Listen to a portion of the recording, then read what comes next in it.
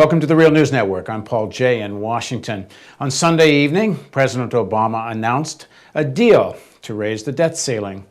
Here's a little bit of what he had to say.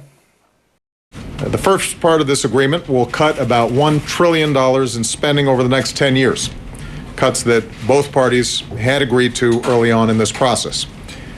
The result would be the lowest level of annual domestic spending since Dwight Eisenhower was president, but at a level that still allows us to make job-creating investments in things like education and research. We also made sure that these cuts wouldn't happen so abruptly that they'd be a drag on a fragile economy. The second part of this agreement is so important. It establishes a bipartisan committee of Congress to report back by November with a proposal to further reduce the deficit, which will then be put before the entire Congress for an up or down vote. In this stage, everything will be on the table. Now joining us to give his take on the deal is Tom Ferguson. Tom teaches at the University of Massachusetts in Boston, and he's also a senior fellow at the Roosevelt Institute. Thanks for joining us again, Tom. Hi there. So as you understand it, as of Sunday night, what are the highlights of this deal?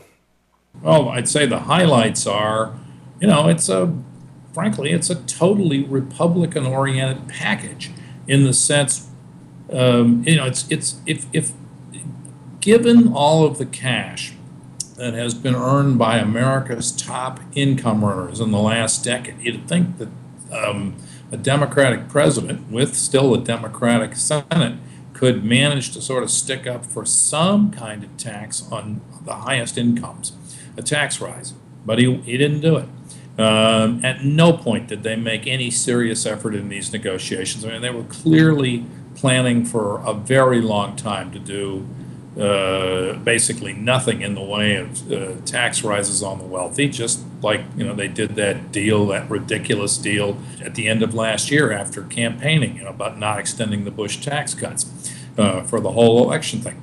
And I mean, that's the highlight of it. Everything else is sort of rhetoric, although there's one interesting, this is a multi-stage deal where you first extend the debt limit, then you create a commission. If the commission can't agree, then you will have a series of automatic cuts. And, based on what we're being told tonight, a big chunk of those cuts, if they're automatic cuts, go into effect, like the old Graham-Rudman-Hollings automatic cuts. Those are going to come partly from defense. That's an interesting development. It's obviously serious enough to have some of the top Republican committee chairs with defense spending responsibility suddenly coming out saying they're nervous about this deal. But, the basic highlight, it's a Republican deal.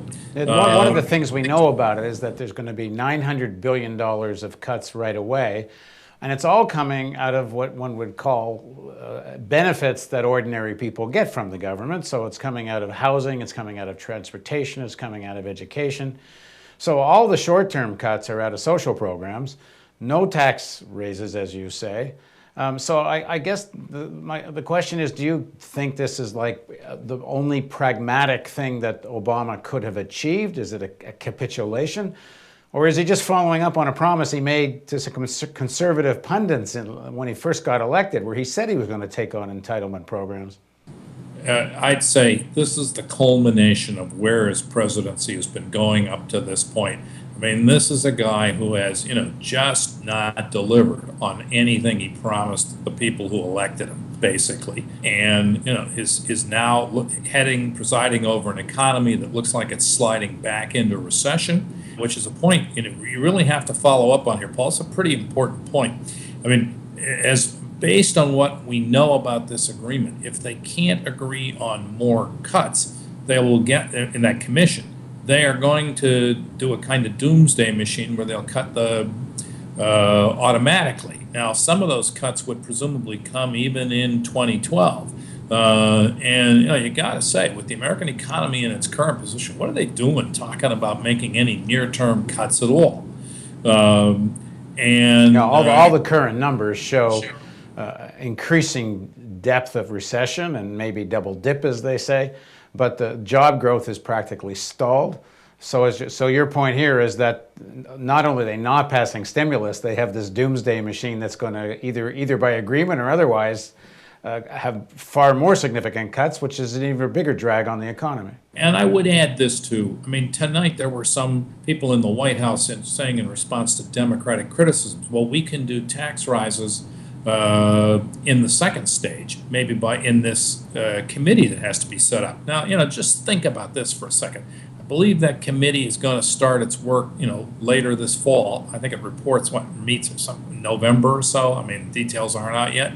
What are the chances of those guys recommending any tax increase as we head into a presidential election year when, nobody could do it now when you're further away from an election, from a presidential election? I mean, this is just a pipe dream to think you're going to get any tax rises at all out of this thing. This package is designed to just take it out of ordinary citizens, and in this second stage, when that commission, where the automatic cuts come if the committee can't agree, it will also hit at least Medicare.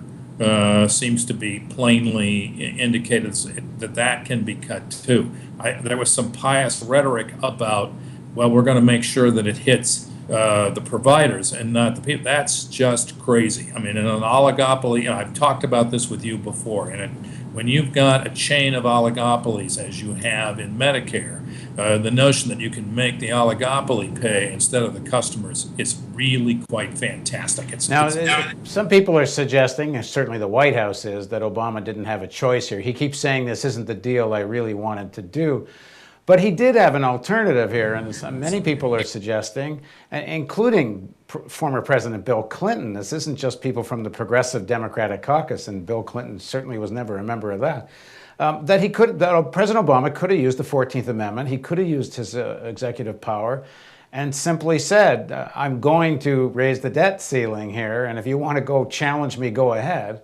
And, the worst case scenario apparently could have been maybe the House could have impeached him, but the Senate would never ratify. So it's back to where we were with health care and, as you said, the Bush tax cuts. He just won't wage a fight. Well, look, it's one of the wonders of the world, right? I mean, the Bush administration abuses executive authority in the most amazing way possible. In some cases, even refusing to acknowledge that they have memos that are saying you can't have memos and things like that.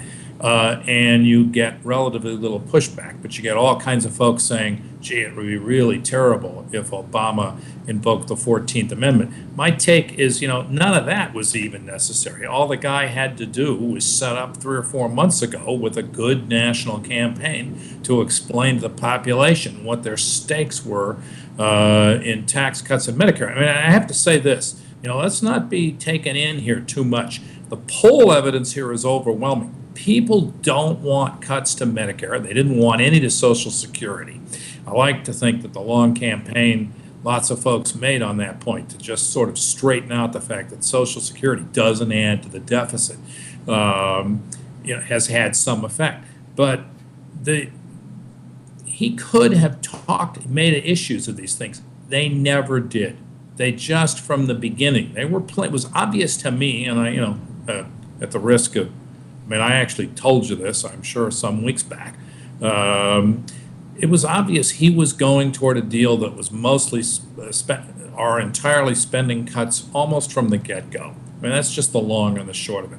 He never, these are folks who talk about raising taxes on the rich and then never come through. Just like they talk about doing something for ordinary Americans on unemployment and they never come through. So the real underlying problem here you're raising is not just the consequences of the cuts and the social programs, but that this helps push the economy into a deeper recession.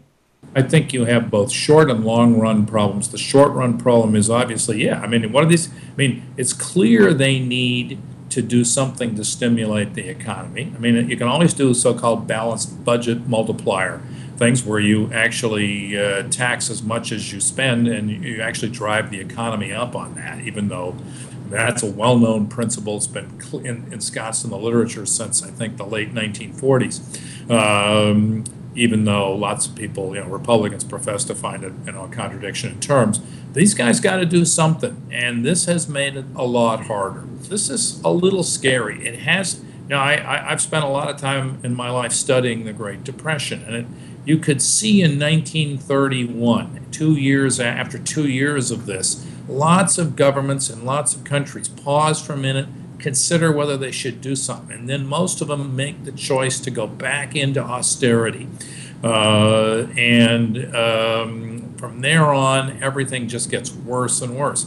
So this is a pretty scary situation, and if I were an American who'd lost my house or had been sold, by some mortgage broker, a crooked mortgage that, cost you tons of money, and he said, after having to pay for the bank bailout and watching Wall Street just sit there and get incredibly rich while not doing any serious loaning to American industry, I'd be just furious. I mean, this is really too much.